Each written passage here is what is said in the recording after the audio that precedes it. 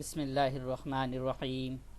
شروع اللہ کے نام سے جو بڑا مہربان نہایت رحم والا ہے۔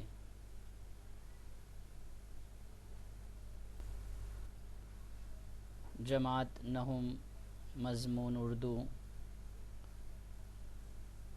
نظم نمبر 1، حمد، اقتباسات حل کرنے کی مشق،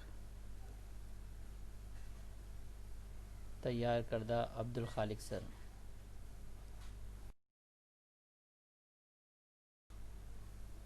اقتباس نمبر 1، مندرجہ ذیل اقتباس کا مطالعہ کریں اور نیچے دی گئی سرگرمی مکمل کیجیے۔ صفحہ نمبر 54۔ رنگ بو تک تجھے دیکھوں کہ خزاں تک دیکھوں، نور ہی نور نظر آئے جہاں تک دیکھوں۔ یہ پوری نظم ہی ہم نے اقتباس کے حصے میں لیا ہے۔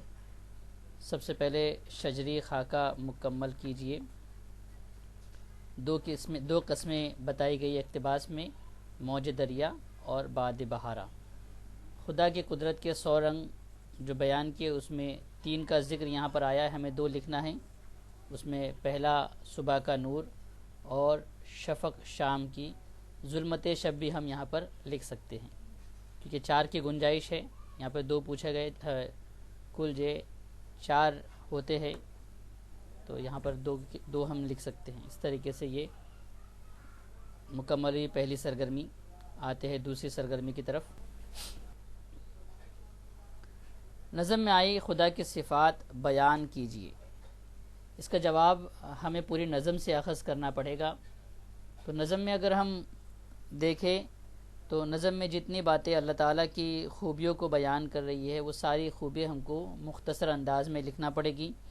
جیسے سب سے پہلے جو بات شروع کی گئی کہ پھول کی خوشبو، پھول کی رنگت، یہ ساری چیزیں اللہ تعالیٰ نے بنائی ہیں۔ ستارے، چاند، سورج، ان کی گردشیں، پھر ٹھاٹے مارتا ہوا سمندر، اس کی موجیں، ٹھنڈی چلنے والی ہوائیں، صبح کا سورج کا نکلنا، رات کا ڈوب جانا،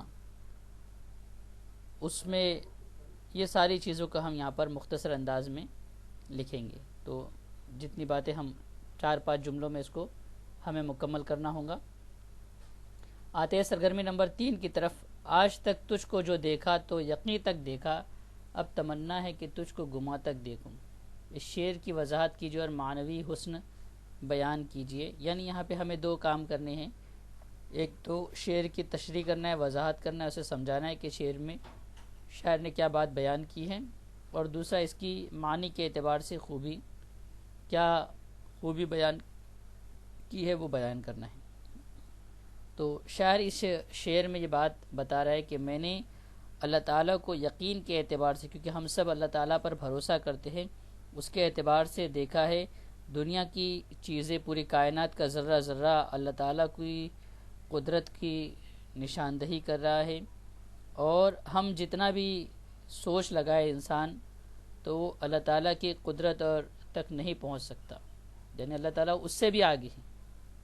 اللہ تعالیٰ کو اگر ہم سمجھنا چاہے تو ہم وہاں تک کہ نہیں پہنچ سکتے ہیں۔ تو یقین تو ہے، اور ہم جہاں تک سوچیں گے وہاں تک کہ اللہ تعالیٰ کی قدرت نظر آتی جائے گی۔ اس لیے حدیث کے مفہوم میں بھی آتا ہے کہ اگر ہم اللہ تعالیٰ کی تعریف کرنا شروع کریں تو اور ساری 7 زمینوں کو کاغذ بنا دیا جائے، 7 سمندر کو سیاہی بنا دیا جائے، اللہ تعالیٰ کی تعریف لکھنا چاہے تو بھی ختم نہیں ہوں گی۔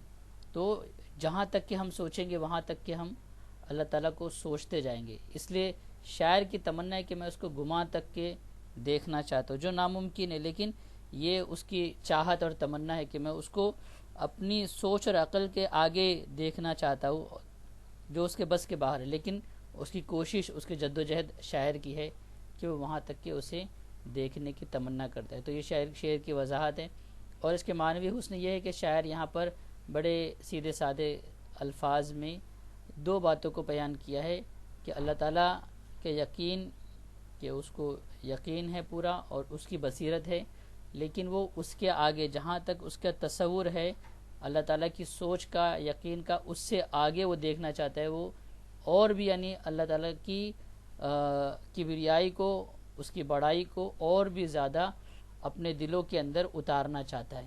تو یہاں پر یہ باتیں ہم کو معنوی حسن میں لکھنی ہیں. شکریہ، جزاکم اللہ خیر.